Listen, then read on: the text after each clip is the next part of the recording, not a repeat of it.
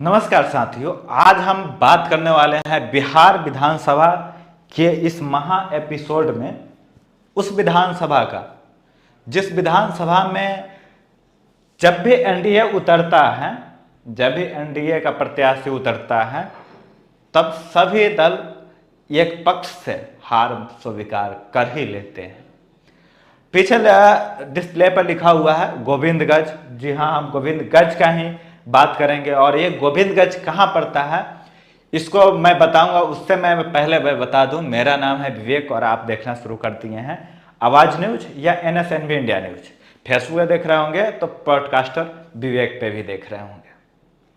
अब आते हैं हम गोविंदगंज के बारे में बात करते हैं। गोविंदगंज है कहाँ, क्यों यहाँ पे बोला जाता है कि एनडीए का ही ये रिजर्व सीट है, एनडीए से अगर कोई भी आ गया तो यहाँ से वो जीत जाएगा। इसको जानेंगे और बहुत अच्छे तरीके से जानेंगे। आप भी सोचिए ऐसे कोई ऐसा विधानसभा है जो इस प्रकार से रिजल्ट देता है, तो हाँ है। गोविंदगंज मोतिहारी जिला के एक विधानसभा है गोविंदगंज, जो अरेराज के नाम से भी जाना जाता है। और गोविंदगंज से की बात करें तो 2015 में जो अब एक एलजेपी के उपाध्यक्ष हैं, नाम सुना हुआ राजू तिवारी। जी हाँ, जो चिराग पासवान के बहुत करीबी माने जाते हैं, चिराग पासवान के साथ हमेशा उनको देखिएगा तो वो नजर आएंगे। राजू तिवारी, नाम क्या है? राजू तिवारी। राजू तिवारी इसलिए चर्चा में है क्योंकि इनके भाई का भी अगर थोड़ा नजर डालेंगे, इनके भाई हैं राजन तिवारी। तो इनके ही सीट पे राजू तिवारी आए, क्योंकि पहले वहां से राजन तिवारी भी विधायक रह चुके हैं, वहां पे अपना लोहा मनवा चुके हैं। तो उन्हीं के छोटा भाई है राजू तिवारी, जो चिराग पासवान के करीबी माने जाते हैं। और इसलिए भी करीबी माने जाते हैं क्योंकि राजू तिवारी जब पार्टी अलग हुआ था तो वो चिराग पासवान का साथ दिए, अकेला वो इंसान थे जो चिराग पासवान के भरोसेमंद के तौर पे जाने जाते हैं। और चिराग पासवान भरोसा बनाए और चिराग पासवान पे का भी भरोसा जीतने में वो सफल रहे। चिराग पासवान के अपना नेता माने और चीज़ें लेकर संभाले, पार्टी को मजबूत करने का पूरा काम किए राजू तिवारी। इसके साथ साथ राजन तिवारी, उनके बड़े भाई। राजन तिवारी एक बाहुबली विधायक के तौर पे जाने जाते हैं। इनके इतिहास देखेंगे, इनके इतिहास के बारे में जानेंगे तो आपको एकदम जो होता है ना, हाथ और शरीर का बाल रोंगटे खड़े हो जाएं। जी हाँ, बाहुबली विधायक हैं और जब भी उस क्षेत्र से वहाँ पे जाते हैं, वो खुद चुनाव लड़ते हैं, तो परिणाम बिल्कुल बदल जाता है। उसी विधानसभा से वो राजन तिवारी 23 साल के उम्र में विधानसभा से वो विधायकीय चुनाव जीतते हैं और विधानसभा पहुंचते हैं लालू के राज में। जब लालू जी अपना उनका पूरा कार्यकाल चल रहा था, उस बीच में वो अपना जगह बनाए थे। नीतीश कुमार के काफ़ी पसंद भी करते हैं, कई सारे जगह देखे हैं तो नीतीश कुमार के तारीफ करते हुए दिखेंगे राजन तिवारी। तो इनके छोटे भाई हैं और बाहुबली हैं, जो पुराना जो उनका इतिहास है, काफ़ी बड़ा क्रिमिनल के तौर पे जाना जाता है। कई सारे मर्डर में उनके नाम जद है, कई में बेल पे ही वो बाहर हैं और अपना राजनीतिक शुरू कर रहे हैं। राजन तिवारी वर्तमान में बीजेपी में है। अब राजन तिवारी की बात करें तो ये बगहा से कई बार प्रयास किए कि लोकसभा का सीटें मिले बीजेपी से ताकि ये चुनाव लड़े, लेकिन इनको नहीं मिला। और 2015 में भी उन्होंने 2014 में भी उन्होंने प्रयास किया था, 19 में भी प्रयास किया था और 24 में भी प्रयास किया था, लेकिन उनको टिकट नहीं मिला। तो इस बार विधानसभा में कहीं ना कहीं वो तलाश भी रहे हैं भारतीय जनता पार्टी उनको टिकट दे और उतारे। तो दूसरी तरफ उनके भाई राजू तिवारी हैं। अब इनके रिजल्ट पे बात करें, 2015 के चुनाव में राजू तिवारी को 55% वोट मिला था, मतलब एक तरफा जीत इनका हो गया था। बाकी लोग कहीं भी आसपास नहीं थे, बहुत कम में थे, 55% इनको मिल गया था। लेकिन वही 2020 की बात करें तो राजू तिवारी चौथे नंबर पर जाके 20%, सॉरी तीसरे नंबर स्थान बनाए थे और 20% वोट पाए थे। कारण क्या रहा, यहाँ पे एनडीए के तरफ से यानी बीजेपी के तरफ से भी प्रत्याशी उतारा गया था जिसका नाम था सुनील मनी तिवारी, जो वर्तमान के विधायक हैं।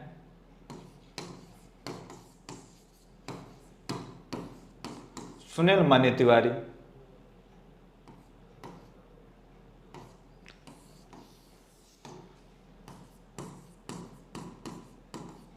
सुनील मनी तिवारी 2020 में चुनाव लड़ते हैं बीजेपी के टिकट पे और चुनाव जीत दर्ज करते हैं कितने % वोट से, तो ये चुनाव दर्ज करते हैं 43% वोट से 2020 में। वहीं राजू तिवारी का 2020 में कितने % होता है, तो 20%।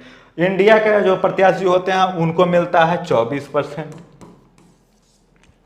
जो इंडिया गठबंधन से रहते हैं, जिसके कारण राजू तिवारी के कारण बीजेपी के प्रत्याशी जीत गए और बीजेपी के प्रत्याशी के कारण राजू तिवारी हार गए। तो ये बहुत, क्योंकि पुराने पहले विधायक भी थे और एलजेपी पहला वो सीट था, क्योंकि काफ़ी करीबी नेता माने जाते हैं चिराग पासवान के। यही कारण रहा कि बीजेपी के सीट रहते हुए भी वहाँ से चिराग पासवान चुनाव लड़ने का परमिशन राजू तिवारी को दे चुके थे। और इस बार के 2025 के चुनाव में बहुत कठिन है, क्योंकि चिराग पासवान मांग करेंगे, अपने करीबी का सीट है, तो स्वाभाविक सी बात है वो चाहेंगे से हमारे खेमे में हो। लेकिन वर्तमान में जो विधायक हैं सुनील मनी तिवारी, ये भी अपने दावेदारी ठोकेंगे, कहीं ना कहीं अगर पार्टी टिकट नहीं देगा तो निर्दलीय भी अपना परचम जरूर नामांकन दाखिल करेंगे। तो ये सारी चीज़ रहा। उसके बाद थोड़ा राजू तिवारी पर नज़र डाल लें। 2024 के चुनाव में लोकसभा में काफ़ी मेहनत किया इन्होंने, चिराग पासवान के साथ कदम में कदम मिलाया। अब बहुत लोग कयास लगा रहे थे सर राजू तिवारी कहीं से ना कहीं चुनाव जरूर लड़ेंगे, लेकिन वो नहीं लड़े और कहीं ना कहीं एक बड़ा त्याग दिया राजू तिवारी, क्योंकि राजू तिवारी के पास ऑप्शन था चुनाव लड़ने के लिए। चिराग पासवान मना नहीं कर रहा है, चिराग पासवान कहीं ना कहीं मन में कहीं ना कहीं चल रहा था से हमारे भरोसे पर खड़े उतरे, हमारे साथ दिए हैं तो इनको कहीं से कहीं चुनाव लड़ाएंगे, लेकिन वो त्याग दिए हैं। तो बिहार के अगर एनडीए का सरकार बनता है 2025 में तो राजू तिवारी का भी ख्याल रखा जाएगा, कोई ना कोई मंत्री परिषद अगर जीतते हैं तो उनको दिया जाएगा। ये सारे चीज़ें भी है। तो 2025 के चुनाव में अगर राजू तिवारी को जाता है, और हाँ यहाँ पे किस लिए क्यों एनडीए यहाँ पे बढ़त बना लेता है, जीत जाता है, इसका कारण भी बता देते हैं। अगर आप इंडिया गठबंधन की बात करेंगे तो वो भी जो टिकट दिए थे अगर उनकी बात करें तो क्या बोलते हैं ब्रजेश कुमार को, जो 2020 में 24% ब्रजेश कुमार जो है वो भी 24% वोट लाए थे। तो यहाँ पे जो है ना ब्राह्मण बहुल संख्यक क्षेत्र है, ब्राह्मण बहुल संख्यक क्षेत्र है।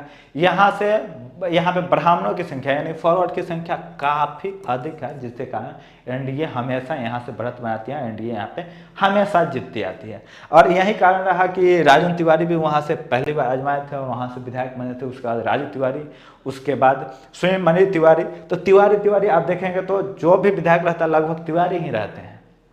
तो ब्राह्मणों के बहुल संख्या की वजह से भी ये एनडीए के खेमे में रहता है और तिवारियों के खेमे में रहता है, यह सबसे बड़ा कारण है। तो कोई भी पार्टी अगर यहाँ पे अपने कैंडिडेट उतारता है तो इस बात को ख्याल में रखते हुए कि हमें तिवारियों को खुश रखना है, यानी ब्राह्मणों को खुश रखना है। तो यहाँ पे इसलिए भी एनडीए के खेमे में जाता है। अब 2025 के पे नज़र डाल लेते हैं से हाँ क्या चीज़ें हो सकता है, क्या यहाँ पे एनडीए अपना जो प्रत्याशी है बीजेपी के साथ जाएंगे या राजू तिवारी को भी कुछ मिलेगा, बहुत बड़ी बात है।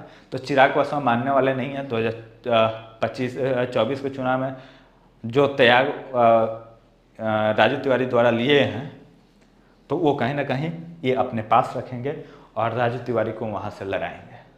अगर राजू तिवारी लड़ते हैं एलजेपी के पार्टी से वहाँ और एनडीए अपना प्रत्याशी राजू तिवारी को बनाती हैं जैसे गठबंधन में है, तो ये बहुत आसानी से इस सीट को ले लेंगे, क्योंकि राजू तिवारी को भी काफ़ी लोग पसंद करते हैं काफ़ी मजबूत पकड़ है। कहते हैं ना, से किसी एक बाहुबली को सीट देने से उसके आसपास के क्षेत्र के सीट पे भी प्रभाव पड़ता है। तो राजन तिवारी वो शख्स हैं जो आसपास के सभी जितने भी सीट हैं, चाहे वो केसरिया हो, कल्याणपुर हो, हरसिद्धि हो, मोतिहारी के लगभग सभी सीटों पे, मोतिहारी और गोपालगंज के आसपास सभी सीट पे राजन तिवारी प्रभाव डाल सकते हैं। ये जो नाम है आप गूगल करेंगे तो देखेंगे इनके कारनामे बहुत बड़े बड़े हैं।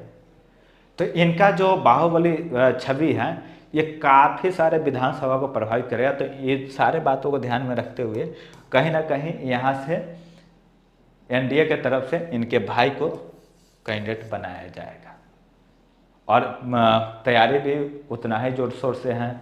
और राजू तिवारी काफ़ी अच्छी छवि के नेता हैं, काफ़ी समझदारी के तौर पे जाने जाते हैं, काफ़ी मैच्योर वाला कोई भी भाषण करते हैं, कोई भी अपना बात रखते हैं। तो ये भी कारण रहा। तो ये एनडीए के खेमे में 2025 के चुनाव में जाने वाला है, जो अंत तक चुनाव है 2025 में बिहार विधानसभा। तो गोविंदगंज आप मान के चलिए कि 100% एनडीए के खेमे में है। बाकी आपको क्या लगता है कि गोविंदगंज में कोई और अन्य आ सकता है, कोई और अन्य जगह बना सकता है? तो आप कमेंट माध्यम से बताएं से क्या हमारी एनालिसिस गलत है। अगर आप सही हैं तो जरूर कमेंट करके बताएं कि कैसे कैसे आंकड़ा बदलेगा और कौन वहाँ से बाजी मारेगा। तब तक के लिए हम विदा लेंगे। बने रहिए हमारे आवाज़ न्यूज़ और NSNV इंडिया न्यूज़ के साथ। आगे और भी विधानसभा उनके बारे में बात करेंगे। थोड़ा सा समय के कारण वीडियो आगे पीछे हो रहे हैं, इसके लिए हम आप सभी से माफ़ी चाहूँगा। और मैं ग्राउंड पर जाने का भरपूर प्रयास कर रहा हूँ, जल्दी से जल्दी ग्राउंड पर उतरें और ग्राउंड से आपको खबरें दिखाएं, ग्राउंड से ग्राउंड रियलिटी दिखाएं, ताकि आप हम पे भी विश्वास करें और लोगों का कहना सुनने से लोगों का रुझान क्या है। तो ग्राउंड रिपोर्टिंग देखने के लिए चैनल को जल्दी जल्दी सब्सक्राइब कर लीजिए और आसपास के लोग शेयर कर लीजिए। बहुत जल्द हम लोग मिलते हैं सिवान डिस्ट्रिक्ट, और सिवान डिस्ट्रिक्ट में ग्राउंड रिपोर्टिंग करते हुए हम आपको दिखेंगे। हमारे टीम में और भी मेंबर बढ़े हैं तो और भी लोग दिखेंगे। विधानसभा पूरे कवर करने का हम लोग के पास प्लान है, तो आप लोग भी उतना ही सपोर्ट कीजिए ताकि हम लोग ग्राउंड पर उतर के हर चीज़ को मैनेज कर सकें। बहुत बहुत शुक्रिया आप सभी का अभी तक देखें।